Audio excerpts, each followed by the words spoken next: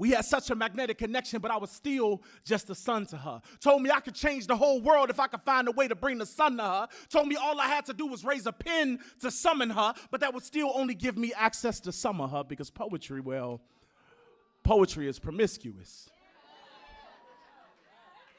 She prefers mistress over missus, doesn't believe in being tied down. She likes to get around, likes to be seen on this poetry scene. Seems to me that she was a fiend that was keen in her need for attention. I can't judge her. Shit, the only reason we met is because she caught me slipping. Called me low in my trauma. She was the one that convinced me that finding my voice in her would be easier than finding my father, and I can't cap.